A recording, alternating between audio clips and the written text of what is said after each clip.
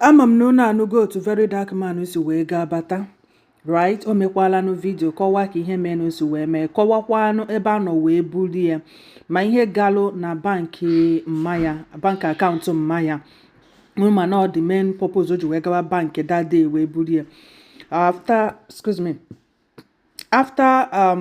olu bank ha nyochawa ọ bụrụ na eziokwu na mme ya na-ala ego from bank, but the woman dị ka ọ mara mgbe o ji wee nalụ dị ego, ọkwa na aghọtara otu dị ego si wee na-efu from account ya, but they got that one resolved because very dark man has to pay the remaining balance for ọnụ ha pụtawazie outside. M ga-alaiki ka ịtọ ntị nụ ihe niile melụnụ otu o si wee mee, otu esi wee burie ebe eburie ndị bụ orienu, because ịma na anyị know so many things. Ụfọdụ sọ EFCC, ụfọdụ sọ police, ụfọdụ sọ army, ụfọdụ sọ GT bank kidnap ya, so many stories. M ga-alaiki ka ịnụ ya ma ọ bụ na ịnụbe ya, bụkwa na-ewọchi gị ya na platform ya fine and good. Ọ bụ na ịnụbe ya, gee ntị ka ịnụ ka o si wee gaa. O kenekwalanụ ndị niile putulu their mouth na asị free very dark man. He has appreciated them. So Pico, watch. And now what happened on that day? The previous day, I had made a video about some deductions that have been going on in my mother's account, GT Bank account. So I made the video and I said, the next day, I will be going to GT Bank. So all of them, everybody knew I was going to GT Bank. To the best of my knowledge, everyone knew that I was going to GT Bank. So that day, myself and my mom, we entered GT Bank with one of my friends, right? When we entered GT Bank, I wanted to go and collect the bank statement. I said, Mommy, no request bank statement first. No, wait till they go on. That is in case before they'll temper with them. You understand? I said, okay. So while we were there trying to fill the form, one of their staff from up came down and said, VDM, okay, you are here. Let's go up, right? So I said, no, I want to collect bank statements first. They said, no, let's go up. We'll do everything up. So we move upstairs, myself, my mom, and the guy. So to show transparency, the guy turned the screen of the computer to us. He started looking for the problem. Went back and forth, looked for the problem, pressed his computer, and then he said, oh, maybe she took a loan. Okay, let's look at the loan. You understand? So he went up and said, she took a loan. The loan of 200,000 naira. I said, Mommy, you take a loan and you want the complaint, say that they come on your money. She said that she didn't take a loan. The guy said it was a quick loan. Then he showed when she was credited. She said she don't even know the code of quick loan. So how she press quick loan? Do you understand? And it makes sense. Then we said, okay, immediately the loan came in. Let's see how they spent the money, So the guy said, yes, that's true. So the guy checked and saw that when they collected the loan, they transferred to one girl in our office. You understand? And I asked my mom, say, you say you know collect loan. How far? They transferred to this person. Wait till you buy. I said the girl said something. But then again, we moved on. Then we see say my mother do tithes. She pay for tithes for church. I said, Mommy, say you know collect loan. I will come pay for tithes. Say she no collect loan. She don't know the code, so how she take collect loan? So you spend money when you don't know how it come about. She say she don't know, but she don't collect any loan. So I can't think. I don't want to go back. I can't think. Okay, yes, maybe she feel saying I don't fund the account. We check her salary time. Salary time don't pass when they collect. So we try to measure up. Then they can't say she collect loan again another time. So that second loan again still also went to that first person's account. But this account now of this person that they credited, that first person that they first credited on the first loan, the person no longer work with my mom. So my mom is like, you see, this is another one now. The girl only work with us. So how did they transfer to her? So we started doing one or two, speaking within ourselves, like, sometimes, some people go carry NIN, go collect loan. All those times when they say COVID-19 loan, and some of all these people, they will go to like different local governments, collect their NIN, tell them that they want to give them money for loan, but they'll not use those NIN to later go and be collecting loan on their behalf, and they'll be the one to pay. We was just checking and doing all this thing, but my mom said she doesn't know the code. So how did she collect the loan? Anyways, 2 plus 2. I said, okay, you know what? No wahala. You don't know anything about phone. And we now found out that our phone does not even have password. And this phone, they don't use phone at work. So if let's say that they keep the phone for gate, so anything could have happened. I just said, okay, no problem. How much is remaining?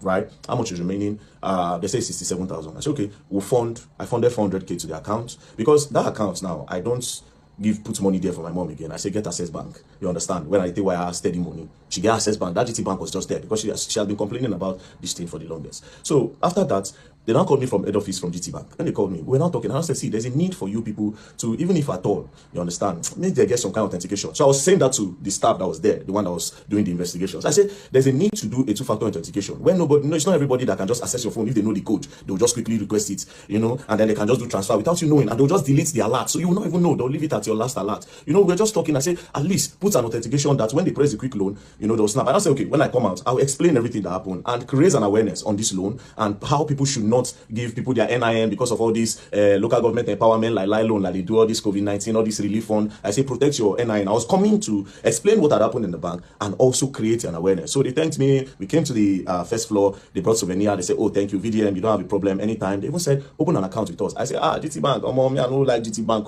but let's see how it's going to go. We should have just spoke, and that was it. Next thing, we're about to exit the staircase to go down, then go outside. Police just came. When police came, I said, what did happen? The policeman stood. I said, police, what's happening? He blocked us from going down. I'm like, excuse you, why are you stopping us? The police that they brought, do you not even know why he's stopping us? Do you understand? Why are you stopping us? The police no fit talk. Then one other guy on whites now went to go and tell the guy something, right? He told the guy something. The guy now said, no, why are you stopping them? Leave them alone. Do you understand? Apparently the guy didn't know what the guy was saying. Even after the guy was telling him that leave them alone, right? The guy refused. This particular guy refused with the police. Do you understand? They refused with the police. We now went, he now said, please, very dark man, because it was not embarrassing. Let's go to my office. We went to his office. I said, wait, are you not an Oga? If you are telling your junior colleague that he should let us go, why is he not in us? Do you understand? Plus, see where the problem is. Me, I don't operate GT Bank. The person that went with me does not operate GT Bank. Now my mama, they operate GT Bank. Then I said, okay, maybe that guy that went with me, maybe he has done something, maybe he recorded. And I said, do I know that before this police came, that particular guy had come to him, the CSO, he had come to him to search his phone if he recorded, and he saw that nothing. So I now came out the guy and said, okay, come and search his phone. Is there a problem? The guy was just very rude. Do you understand? Now, I know you operate GT Bank. If I thought you want to hold anybody if there's a problem, now if my mama do something for handcuff her. I don't know if you understand. But me that does not operate a GT Bank, why are you holding me? Now, when I brought out my camera, I was angry and I said, tell me why you are holding me. This took for like 5 minutes. Tell me why you are holding me in the bank. I don't operate the bank. What is the problem? The policeman could not answer. Do you understand? The policeman, we charge. The guy no agree. I don't invest. Now, me, I won't push the police guy, but you get uniform. And you have to respect the uniform. If not, I won't push him, I no go lie. Because you don't pay me. Do you understand? Okay? So no wala. Jack. Finally, signal come. The guy just do as if, same way they go. I didn't know that there was a plan. Do you understand? I didn't know that there was a plan. Now, before I continue the story, GT Bank, you will explain why you held me hostage in your bank. You will explain why you kidnapped me in your bank, because I don't operate your bank. I don't use your bank. That's number one. Number two of this whole thing, I am not wanted in Nigeria. Where you say a wanted man came into your bank. As a wanted man, wanted man don't enter your bank. So you go hold on till security operative come. Number three, you are not an executive arm in the government. Do you understand? You are not even an executive arm. So I want to know why you held me in your bank for 5 minutes. Even though I know why. But you don't have that right to hold me.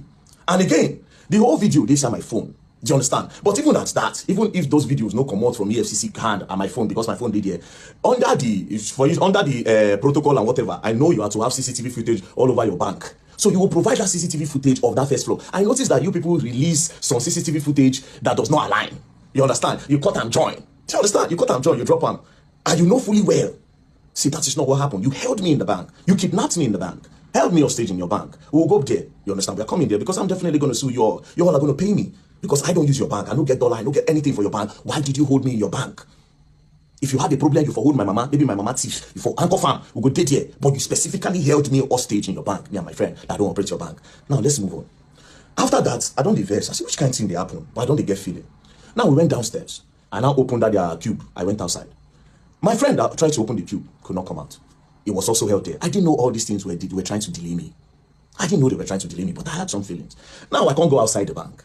I stood in front of the bank. One of the staff came and started harassing me again. By this time, that Oga self came outside. I was like, what is going on? You know, they were trying to snap me. Somebody was trying to snap me. He said, I beg, you cannot snap me. I said, outside the bank, not even inside the bank, outside the bank premises, outside their front fence, not inside, front fence, outside. I said, I'm not in the bank. What's the problem? Then I changed. I go police, I go slap. You know, I was angry. So some people, they were not like, what did happen? Why are you harassing him? No worries. Some people go stick on the call. More people are now coming. So that guy, I now stood. I was still waiting for him. The person inside the GT Bank. I didn't know all this why. Now delay tax this.